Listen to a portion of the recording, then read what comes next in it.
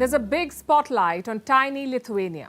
Around 4,000 NATO soldiers are guarding their borders. Its capital, Vilnius, is shielded by Patriot missiles. All the securities for tomorrow. That's when NATO leaders will convene for their annual summit. It's unlike any summit before. Vilnius is just 200 kilometers from Russia, 350 kilometers from Ukraine, and a mere 35 kilometers from Belarus. So the leaders will be in the thick of it, literally and otherwise. This summit is make or break for this alliance. At stake is their unity and purpose. We know what NATO did in the last century. But what purpose does it serve today? Russia's invasion of Ukraine seemed to answer that question for a while. It gave NATO some much-needed relevance. But 500 days on, that momentum is gone. So in Lithuania, the alliance needs a massive show of unity. Not just photo ops and garden walks, something much more concrete, which brings us to the agenda. This summit is all about two things. One is the accession of Sweden. The second is the possible membership for Ukraine. On both sides, NATO is divided on both these issues. Let's deal with Ukraine first. The Baltic members are clear about their position. They say include Ukraine as fast as possible. Turkey is also on board. Last week, President Erdogan said Kiev deserves NATO membership. Listen to this. Ukraine deserves NATO membership. I would like to re-emphasize a point that I have always defended persistently. A fair peace creates no losers. The UK is also seeking a fast track for Ukraine. So what exactly is the problem? Well, Joe Biden in Western Europe. The US president knows that Ukraine is hoping for quick membership. But listen to his latest statement. I think it's premature to say, call for a vote because there's other qualifications that need to be met. In other words, no membership for Ukraine. And we know NATO has an open door policy, but that sounded like slamming the door on Ukraine's face. And Biden isn't alone. German Chancellor Olaf Scholz is doing the very same thing. He says no country can join NATO while at war.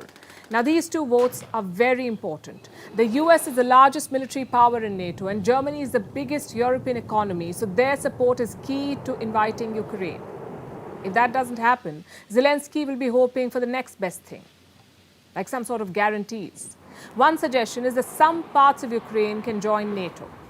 Those parts that are firmly under Kiev's control, they can join NATO. It's an innovative suggestion, but once again, it's highly unlikely to sail. Another suggestion is a roadmap, sort of like a checklist that Ukraine must tick off. What should it do to be able to join the NATO? I can guess what will be on top of that list: ending the war. President Zelensky will also be in Lithuania for this summit. He's expecting some big decisions to be taken there.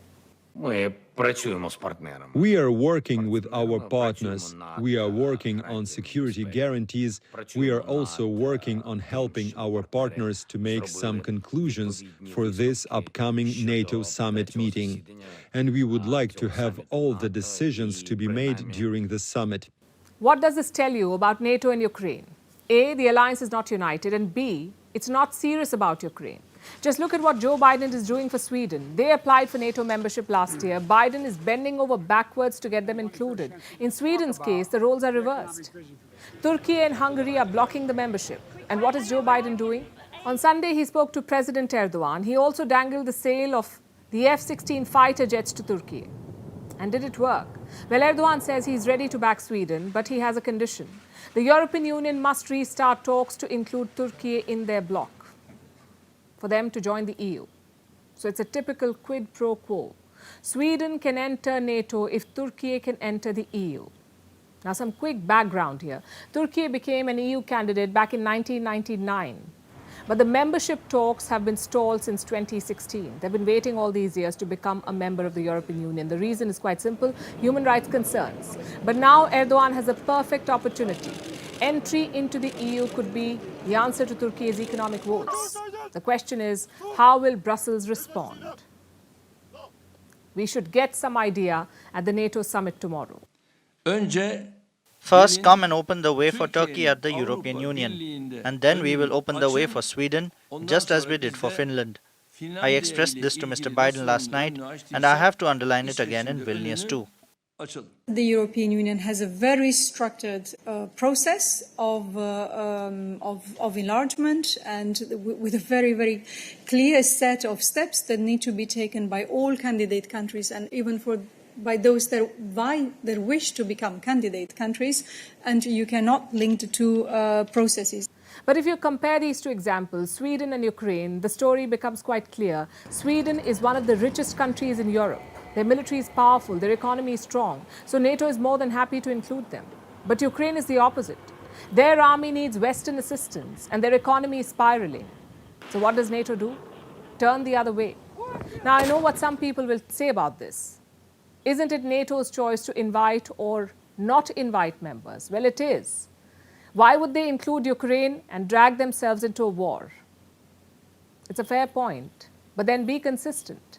The US has no problem flooding Ukraine with lethal weapons, nor with angling for reconstruction projects. But when it comes to NATO membership, Washington disappears. What does that tell you? America's support is not for Ukraine, it's against Russia. And there's a big difference in that. Chances are tomorrow's summit will expose that difference.